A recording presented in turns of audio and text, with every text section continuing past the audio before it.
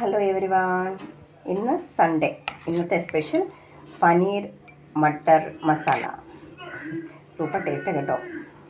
എന്നാലേ നമുക്കിത് ഉണ്ടാക്കാം. ശരി, എന്നാൽ വീഡിയോയിലേക്ക് പോകാം. ഞാൻ എടുത്തേക്കുന്നത് ജേഴ്സി പനീറാണ്. ഇത് ഹാഫ് KG. ഇതെൻ്റെ ഇതിൻ്റെ പകുതി എടുക്കുന്നുള്ളൂ. ഇപ്പം ഇത് 1/2 കിലോ ആയതുകൊണ്ട് നമുക്കിതിനെ ചെറിയ ക്യൂബായിട്ട് കട്ട് ചെയ്യാം. ഞാൻ 2 കഷ്ണങ്ങളാക്കിയിട്ട് ഇത് പകുതി എടുത്ത് മാറ്റി പകുതി ഇങ്ങനെ കഷ്ണങ്ങളായിട്ട് മുറിച്ച് ക്യൂബ്സായിട്ട്. ഇപ്പം നമുക്ക് ഇതിന് മസാല പുരട്ടാമേ.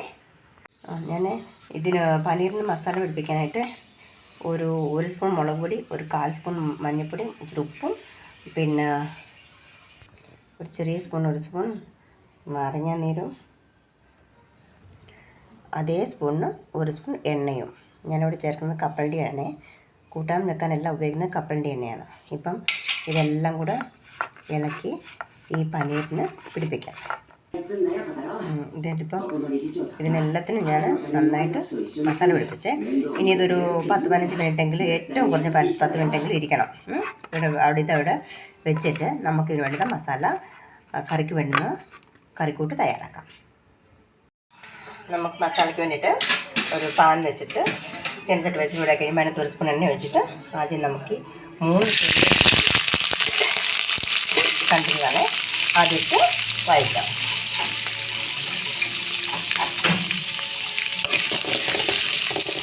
ഈ ഒന്ന് വഴന്ന് കഴിയുമ്പോൾ അടുത്ത ഐറ്റം ചേർത്ത് കൊടുക്കണം. ഉള്ളി വേണ്ട ഒരുവിധം ഒന്ന് ട്രാൻസ്പെറൻ്റ് ആയില്ലേ. ഇപ്പം നമുക്കിതിലേക്ക് തക്കാളിക്കായ ചേർത്ത് കൊടുക്കാം. തക്കാളിക്ക് ഒരു ചെറിയ സൈസിൽ 3 തക്കാളിക്കാണ്. 3 തക്കാളിക്കയും ചെറിയ 3 ഉള്ളിയും വേണം. ഇത് വഴന്ന് വരട്ടെ. ഇപ്പം നമുക്ക് ഇതിലേക്ക് നമ്മുടെ masala items, whole masala items, അതായത് ഏലക്ക, ഷാജീര, കറുവപ്പട്ട, ഗ്രാമ്പു, ഇതെല്ലാം ഇച്ചിരി വേണ്ട ഒരല്പം ഫ്ലേവറിന് കൊണ്ട് ഇട്ട് കൊടുക്കാം. അടുത്തത് നമ്മുടെ പറഞ്ഞതിൻ്റെ ഒരു ചെറിയ ഒരു പറയാൻ കൊടുക്കാം. ഇതെല്ലാം ഒന്ന് നന്നായിട്ട് മൂത്ത് ആ തക്കാളി വഴന്ന് സോഫ്റ്റ് ആവണം. അത്രയും നേരം മൂന്ന് വഴറ്റിയെടുക്കാം. ഇപ്പോൾ ഇതെല്ലാം നന്നായിട്ട് വഴന്നില്ലേ. ഇപ്പം ഞാൻ ഇതിലേക്ക് പൊടികൾ ചേർക്കാൻ പോകണേ. മുളക് പൊടി, മല്ലിപ്പൊടി, മഞ്ഞൾപ്പൊടി. മുളക് പൊടി നമ്മുടെ എരിയുടെ അനുസരിച്ച് ചേർക്കാം. മല്ലിപ്പൊടി ഞാനിവിടെ 1.5 സ്പൂൺ മല്ലിപ്പൊടിയും ഒരു 1/4 സ്പൂൺ മഞ്ഞൾപ്പൊടിയുമാണ് എടുത്തേക്കുന്നത്. ഇതൊന്ന് വഴറ്റിയതിന് ശേഷം നമുക്ക് സ്റ്റവ് ഓഫ് ചെയ്ത് വെക്കാം. ഇതിൻ്റെ ഒരു പച്ചമണം പോയാൽ മതി. ഇപ്പം നമുക്ക് സ്റ്റവ് ഓഫ് ചെയ്യാം.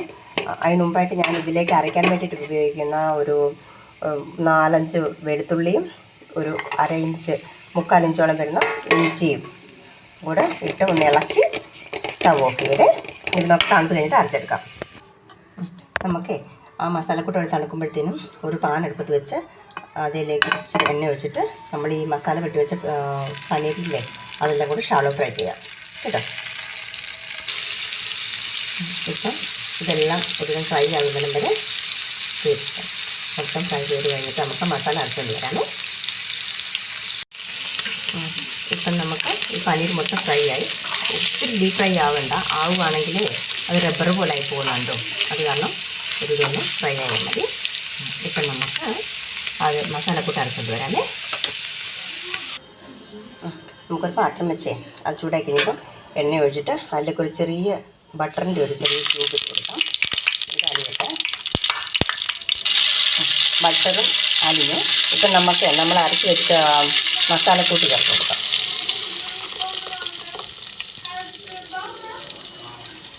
ഈ മിക്സിക്കകത്ത് അല്പം വെള്ളം ഒഴിച്ച് മിക്സി കഴുകി ഒഴിച്ച് കൊടുക്കാമേ. ഞാനിപ്പോൾ വെള്ളം ചേർത്ത് ഇത് ഈ കൺസിസ്റ്റൻസി ഇതൊന്ന് തിളച്ച് ഒന്ന് വെന്ത് കഴിയുമ്പോഴത്തേക്കും പച്ചമണമൊക്കെ പോയിട്ട് അത് കഴിഞ്ഞ് നമുക്ക് പനീർ ചേർത്ത് കൊടുക്കാം. തിളച്ചു. ഇപ്പം ഞാൻ ഉപ്പ് ചേർത്തില്ലായിരുന്നല്ലോ ഇത്രയും നേരമായിട്ട്. ഇപ്പം നമുക്ക് ഉപ്പ് ചേർത്ത് കൊടുക്കാമേ. ഉപ്പും ചേർത്തിട്ട് പിന്നെ ഞാനിതിലേക്ക് ബട്ടാണി, ഇത് ഫ്രോസൺ ബട്ടാണിയാണ് കേട്ടോ. ഇത് ഫ്രോസൺ ബട്ടാണിയാണ്. ഇത് ചേർത്ത് കൊടുക്കുവാണേ.